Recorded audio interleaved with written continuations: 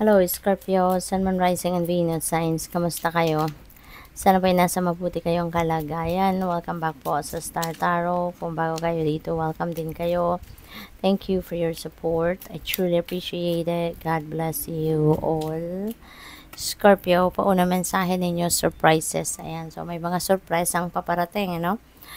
Sa inyo rito, ng mga surprise ang ito, maaaring miracles ito, 'di ba? Maaaring ito yung mga bagay na hindi ninyo sukat akalain talaga na pwedeng mangyari, ay mangyayari. Maaaring ito yung mga bagay na siguro naiisip ninyo na imposible, no?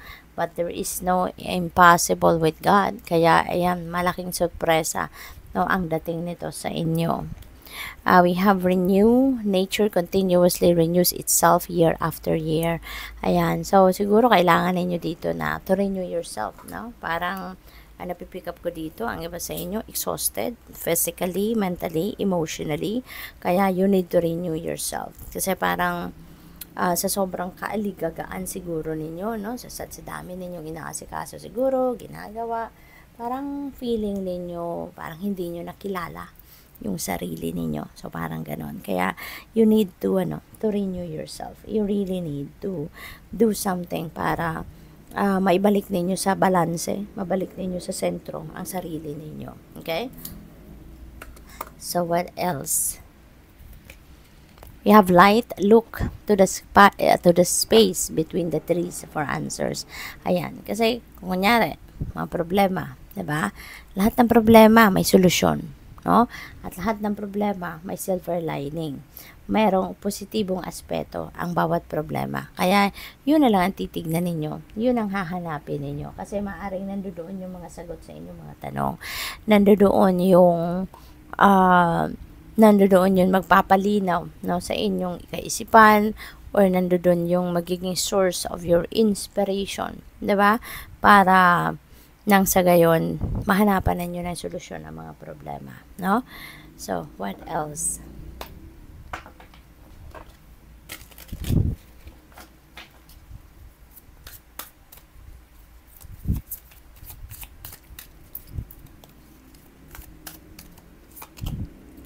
We have 9 of Cups. Ayan, this is time for happiness and joy. This is time for success. Mayroong material and financial success dito na naghihintay sa inyo. So, this is really, really beautiful. Maaring ito yung surprise sa iyo.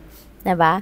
Maaring ito na yung surprise ng Divine Universe sa inyo. Hindi ninyo sukat akalain na yung wishes ninyo magka-come to fruition na at this time. So, napakaganda.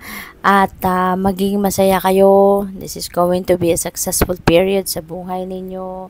You are manifesting your heart's desires. So, talagang parang siksikliglig umaapaw, no? Ang saya na maaaring maramdaman ninyo at this time. We have strength. Ayan, kailangan ninyo rito ng lakas ng loob, no?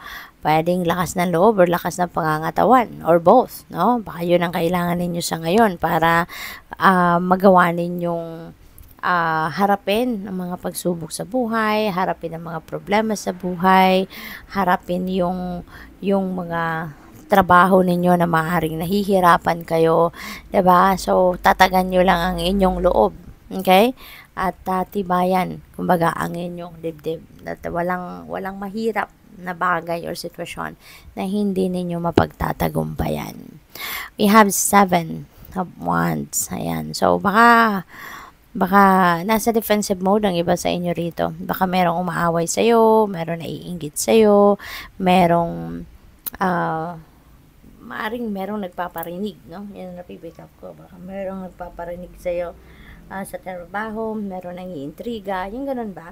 Kaya maaring meron konfrontasyon dito na mangyari, no? Maaring ikaw yung mangungumpronta or baka ikaw ang kukumprontahin. So, depende sa inyong sitwasyon. So, choose your battles wisely. Okay, Scorpio?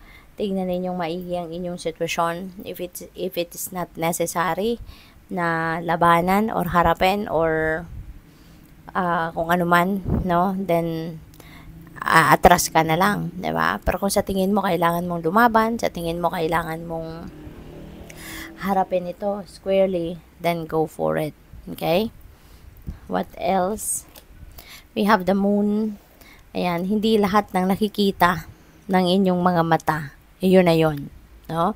Hindi lahat ng nakikita or nararating ng mga mata mo, that's all about it. Hindi.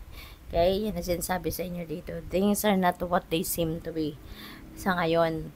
Kasi, maaaring may mga napipick up ko dito, baka may mga deceptive energy sa paligid ninyo. Baka meron dito mga mapanlinlang na pangyayari, may mga mapanlinlang na tao, may mga sitwasyon dito na parang akala mo yun na yun, pero hindi pala. Akala mo totoo, pero hindi pala. Yung may mga ganon ba? And also, this is a reminder para sa'yo, no? Na lagi kayong makikinig sa inyong intuition. Kasi kung lalo-lalo na kung meron kayong mga kinakaharap na problema, lalo-lalo na kung meron kayong mga kinakaharap na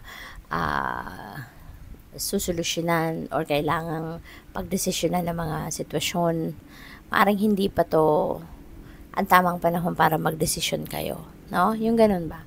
Parang malabo pa ang lahat or hindi, this is not the perfect timing yet. Kaya wag muna ninyong pagdesisyonan. Wag muna kayong magmadali. Pag-isipan pa ninyong maigi. Okay?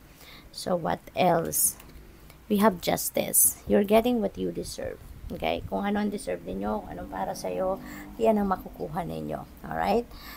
Kung ano yung totoo, yan ang lalabas. Kasi lagi naman, diba?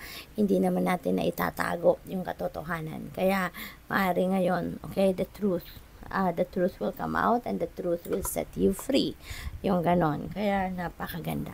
So, good luck. Thank you for watching. Love and light. Namaste.